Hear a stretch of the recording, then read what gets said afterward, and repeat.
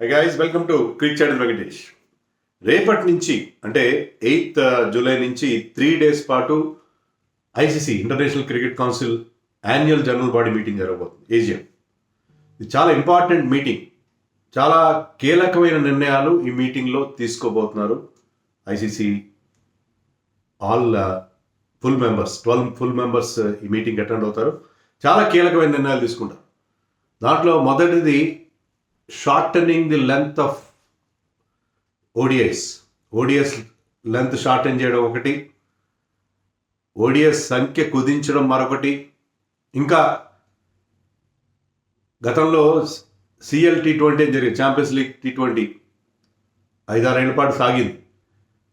అది మళ్ళీ తెర మీదకి వచ్చే అవకాశం ఉంది. అంటే క్లబ్ ఛాంపియన్స్, అంటే IPL champion versus BBL champion, 100 champion అందరినీ కలిపి ఒక టోర్నమెంట్ కండక్ట్ చేయాలని చెప్పి అనుకుంటుంది ఐసీసీ. అలాగే బయలాటరల్ చూస్తున్నాం, మల్టీలాటరల్ ఎందుకు, ట్రై సిరీస్, 4 నేషన్ సిరీస్ ఎందుకు జరగట్లేదు నాకు చాలామంది అడుగుతుంటారు. అవి కూడా మళ్ళీ తెర మీద తీసుకొచ్చే ప్రయత్నం చేస్తారు. చాలా కీలకమైన మార్పులు మనకి కనిపిస్తున్నాయి దీంట్లో. సో ఇంపార్టెంట్, చాలా మీరు వీడియో జాగ్రత్తగా మీరు ఫాలో అవ్వండి, ఎందుకంటే చాలా కీలకమైన నిర్ణయాలు మనకి రాబోయే 3 రోజుల్లో వస్తున్నాయి. ఒకటి మనం గుర్తుపెట్టుకోవాలి ఏంటంటే, ఐసీసీని శాసిస్తున్నది ఇండియా ఒకటే కాదు, ఇండియాతో పాటు ఆస్ట్రేలియా, ఇంగ్లాండ్, ఈ 3 దేశాలే ఫైనాన్షియల్గా సౌండ్గా ఉన్నాయి. వాళ్ళ బయలాటరల్ అన్నీ 2031 వరకు డిసైడ్ అయిపోయింది. ఐసీసీ క్యాలెండర్ నెక్స్ట్ ఇయర్ వరకే ఉంది, బట్ బయలాటరల్స్ చాలా, ఈ బయలాటరల్స్ అంటే ఇండియా ఆస్ట్రేలియా కానీ, ఇంగ్లాండ్ ఆస్ట్రేలియా కానీ, ఇవన్నీ కూడా మనీ స్పిన్నర్స్, బాగా డబ్బులు వచ్చేవారు. ఇవన్నీ 31 వరకు ఫైనల్ లేదు, దీన్ని మార్చలేదు. ఏమైనా నిర్ణయాలు తీసుకున్నా 31 తర్వాత వస్తాయి మేజర్ నిర్ణయాలు. కానీ కొన్ని నిర్ణయాలు ఈ బయలాటరల్స్ అతీతంగా కూడా వచ్చే అవకాశం ఉంది, అది మాత్రం ఖచ్చితంగా మనం చెప్పాలి. బట్ ఈ 3 దేశాలకి వీళ్ళు ఒప్పుకుంటేనే ఏ మార్పు అనేది జరుగుతుంది. పర్టికులర్లీ ఇండియా ఒప్పుకుంటే, ఎందుకంటే మార్కెట్ కూడా ఇండియాలోనే ఉంది కదా. ఇప్పుడు ఐసీసీకి సొమ్ములు రావాలన్నా ఏం చేయాలన్నా ఇండియా నుంచి రావాలి. సో ఇండియాకి అనుకూలంగా ఉండే నిర్ణయాలు తీసుకుంటారు. అక్కడ జైషా ఉన్నా లేకపోతే, జైషా ఉండడం కూడా కారణం, బట్ జైషా ఒక్కడే కాదు, డెఫినెట్గా ఇండియా ఫేవర్గానే జరుగుతాయి నిర్ణయాలు. ఫస్ట్ అండ్ ఫార్మోస్ట్, 1 days 40 ఓవర్లు కుదిస్తారా, టాక్ నడుస్తుంది. దెర్ ఈజ్ నో ఫైనాలిటీ దాని మీద. అంటే వార్త అయితే వచ్చింది. నేను ఎప్పటి నుంచో అంటున్నాను 40 ఓవర్లు కుదించండి మహాశయ, ఎందుకంటే లెంత్ ఎక్కువైపోయింది. 7.5-8 గంటల పాటు అంత అటెన్షన్ స్పాన్ ఎవరికి ఉండట్లేదు. ఇప్పుడు అంత టైం మీరు స్పెండ్ చేసే అవకాశం లేదు. మీరు 40 ఓవర్స్ కుదిస్తే ఆ మధ్యలో ఉండే బ్రేక్ కూడా 40 minutes బ్రేక్ ఉంది, చాలా లాంగ్ అనిపిస్తుంది. రెడ్యూస్ టు 30 minutes తగ్గిస్తే ఏంటంటే మీరు దాదాపు ఒక మోర్ దెన్ 1.5 hour దాంట్లో కట్ చేస్తారు. అంటే 6.5 అవర్స్లో వన్ డే మ్యాచ్ అయిపోతుంది. అది చాలా కన్వీనియంట్గా ఉంటుంది. అంతేకాకుండా మిడిల్ ఓవర్స్ బోర్ కొట్టకుండా ఉంటాయి. ఇప్పుడు పవర్ ప్లే బాగుంటుంది, లాస్ట్ 10 hours బాగుంటుంది, మధ్యలో మిడిల్ ఓవర్స్ కాస్త స్లో అయిపోతున్నాయి. అలా అవ్వకుండా ఇప్పుడు 20 hours ఉంటే ఆ 20 hours కూడా they have to show some urgency. ఇప్పుడు యాక్చువల్గా 1 days మన ఫస్ట్ 3 World Cups ఇండియా 1983లో కపిల్ దేవ్ క్యాప్టెన్సీలోకి వచ్చినప్పుడు కూడా 60 hours ఉండే, తర్వాత దాన్ని 50 చేశారు కదా, ఇప్పుడు 40 చేయండి. ఇంగ్లాండ్లో సండే లీగ్ అని జరిగేది ఒకప్పుడు, చాలా సంవత్సరాల క్రితం నుంచి అది 40 hours జరిగేది. సో ఎలాగైతే 16 50 చేశారో you can reduce it to 40 చేస్తే మీకు టైం కలిసి వస్తుంది. ప్లేయర్స్కి ఎక్కువ వాళ్ళ ఫిజికల్గా వాళ్ళు ఎక్కువ స్ట్రెయిన్ అవ్వకుండా ఉంటారు. ఇప్పుడు ఫ్యాటిక్ కూడా లేకుండా ఉంటుంది. వియర్కి ఫ్యాటిక్ ఉంటుంది, ఎక్కువసేపు మ్యాచ్ చూడలేక చాలా లెంత్ అయిపోతున్నాయి. 1 days తెలుగులో సామెతుంది, రాజుని చూసిన కళ్ళతో అని, అది మొతక సామెత. అలాగా మీకు T20 చూసిన తర్వాత మీకు 1 day చూస్తుంటే మీకు అది నచ్చట్లేదు, మీకు లెంత్ ఎక్కువైపోతుంది. అందుకని మీరు దాన్ని 40 hours చేస్తే ఆ ఇంట్రెస్ట్ ఉంటుంది. Through out the match you can sustain the interest. నా దృష్టిలో 40 ఓవర్లు అయితే, ఈవెన్ మిడిల్ ఓవర్స్లో అప్పుడు పవర్ ప్లే 10 ఓవర్లకి కుదిస్తారు. 10 ఓవర్లకి పవర్ ప్లే ఉంటుంది, 10 ఓవర్లకి థర్డ్ పవర్ ప్లే ఉంటుంది. ఆ second power play between over number 11 to 20, అది కూడా ఓవర్ నెంబర్ 11 to 30, అది కూడా ఇంట్రెస్టింగ్గా ఉండే అవకాశం ఉంటుంది అప్పుడు. ఎందుకంటే ఆ 20 ఓవర్స్లో కూడా వాళ్ళు క్విక్గా రన్స్ చేయాలి. కొంచెం T20 మోడ్లోనే ఆడతారు, మరీ అంత బిగుసుకుపోయి ఆడే అవకాశం ఉండదు. 1 dayలో ఉండాల్సిన లీజర్లీనెస్ కూడా ఉంటుంది దాంట్లో. సో బెస్ట్ ఆఫ్ బోత్ వరల్డ్స్కి 40 ఓవర్లు కుదించాలి. సచిన్ టెండూల్కర్ ఫార్మా నేను ఏమాత్రం ఒప్పుకోను. అది చాలా కృతకంగా చాలా దారుణంగా ఉంటుంది. ఆడిన బ్యాట్స్మెన్ మళ్ళీ ఆడతారు. అది మీకు 25 అవర్స్ అంటే చాలా దారుణంగా ఉంటుంది. అలాంటిది నేను సెలబ్రిటీ క్రికెట్ లీగ్లో చూశాను. ఏ మాత్రం బాగలేదు. వాళ్ళు ఆ పద్ధతి అవలంబించారు. అఫ్కోర్స్ వాళ్ళు 10 అవర్స్కి T20 ఫార్మాట్ చేశారు. అది that is totally to due respect to Sachin Tendulkar, that is not done.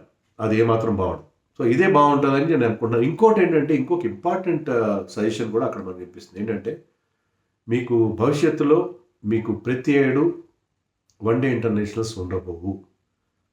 ఎందుకంటే వన్డే ఇంటర్నేషనల్స్ అనేవి దానికి డబ్బులు రావట్లేదు, క్రౌడ్స్ రావట్లేదు, ఇండియాలో కూడా రావట్లేదు. T20స్కి స్టేడియంలు నిండిపోతున్నాయి. అందుకని వరల్డ్ కప్ ఉంది.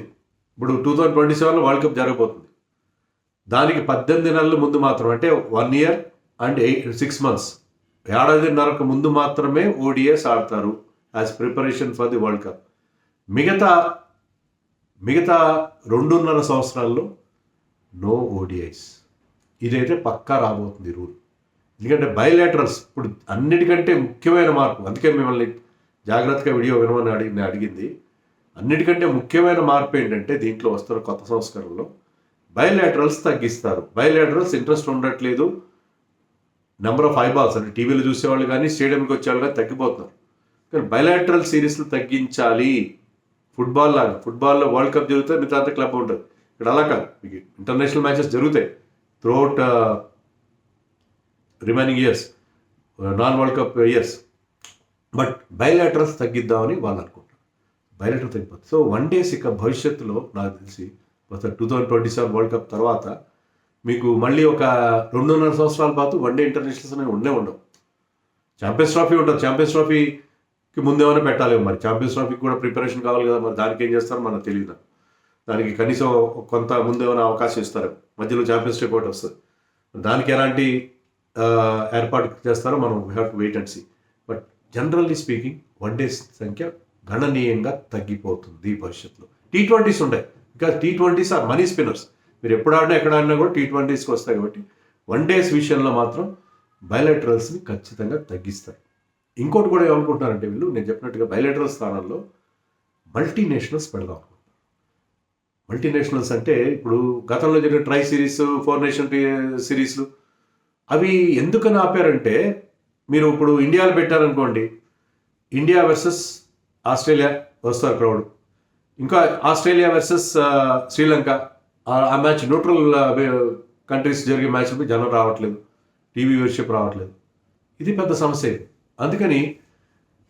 అందుకని ఈ మల్టీనేషనల్స్ గతంలో బోర్డింగ్ జరిగాయి. ఆస్ట్రేలియాలో అయితే ఎవ్రీ ఇయర్ మీకు CB సిరీస్ అని రకరకాల సిరీస్లు జరిగాయి, ట్రై నేషన్ సిరీస్లు జరిగాయి.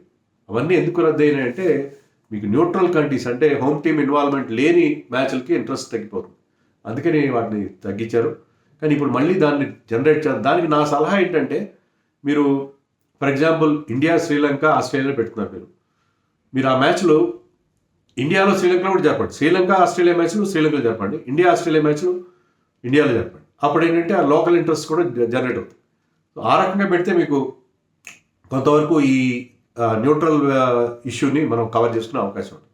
ఆ ట్రై నేషన్ టైంని 2 దేశాల్లో పెట్టండి. అలా పెడితే బాగుంటుందని నేను అనుకుంటున్నాను. So that is my feeling. ఇక ఇంకా మేజర్ చేంజెస్ ఉన్నాయి. ఇంకోటి నేను చెప్పినట్టుగా క్లబ్ ఛాంపియన్షిప్ అంటే CL T20ని పునరుద్ధరించడం. కానీ CL T20 ఎందుకు ఆగిపోయింది మీకు తెలుసు కదా. నేను చాలా సందర్భాల్లో చెప్పాను. దానికి కమర్షియల్గా సక్సెస్ కదా. అప్పుడు లలిత్ మోడీ ఉన్నప్పుడే దాన్ని సక్సెస్ చేయలేకపోయాడు. యాక్చువల్గా ఒక ఇయర్ అయితే ఆ లాస్ట్ ఇయర్లో నేను టికెట్ కూడా బుక్ చేసుకున్నాను నా సొంత డబ్బులతో. చేసుకుంటే ఢిల్లీకి ఫ్లైట్ టికెట్ సడన్గా టోర్నమెంట్ క్యాన్సిల్ అయిపోయింది, 7th ఎడిషన్. సో అది దాంట్లో మనీ రావట్లేదు, ఖర్చు ఎక్కువ, మనీ తక్కువ వస్తుంది. కానీ మళ్ళీ దాన్ని కొంచెం మరింత అట్రాక్టివ్గా చేసి ICC ఇప్పుడు ఇంట్రెస్ట్ పెరిగింది. దాంట్లో మళ్ళీ సమస్యలు వస్తాయి. ఇప్పుడు ఫర్ ఎగ్జాంపుల్ ఒక పర్టికులర్ ప్లేయర్, ఇప్పుడు జాస్ బట్లర్ చూడండి. Jos Buttler is playing for Gujarat Titans దాన్ని క్వాలిఫై అయింది. గుజరాత్ టైటన్స్ మరి అతను 100లో మరో టీంకి ఆడుతున్నాడు, అది ఏ టీంకి ఆడాలి, ఇలాంటి కొన్ని సమస్యలు వస్తాయి. అవన్నీ కూడా అడ్రస్ చేయడానికి అదైతే రెస్టోర్ చేయడానికి వాళ్ళు ప్రయత్నం చేస్తున్నారు.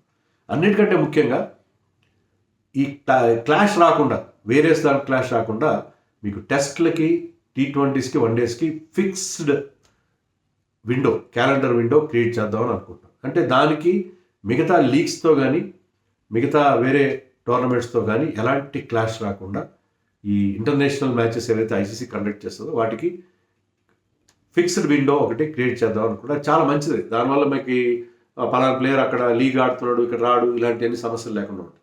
సో నెంబర్ తగ్గించి మరింత పద్ధతిగా వీటిని జరిపించే ఒక ప్రయత్నం చేస్తున్నారు. అదొకటి.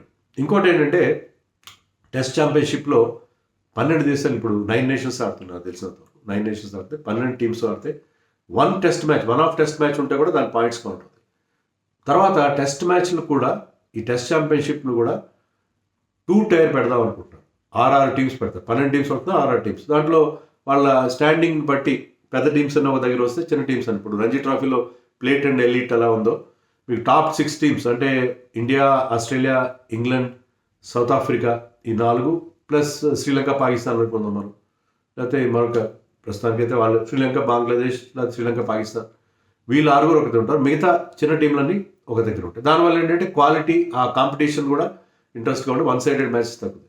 సో ఇవన్నీ కూడా చాలా ఇంపార్టెంట్ రిఫార్మ్స్ ఐసీసీ చేయబోతుంది. అందుకే ఈ వీడియో నేను మొత్తం మిమ్మల్ని కాస్త డ్రై టాపిక్ అయినా మొత్తం చూడమని చెప్పాను. చూస్తే ఏంటంటే మీరు ఈ డెవలప్మెంట్స్ ఫాలో అవడానికి వీలుగా ఉంటుంది. సో ఇవి మేజర్ చేంజెస్. ఇంకా మరికొన్ని చేంజెస్ కూడా ఉన్నాయి. I don't want to complicate and tell all those things to you. But ఇది ఇంపార్టెంట్ ఏంటంటే వన్ డేస్ దాని సంఖ్య తగ్గుతుంది. బైలేటరల్స్ బాగా తగ్గిస్తారు.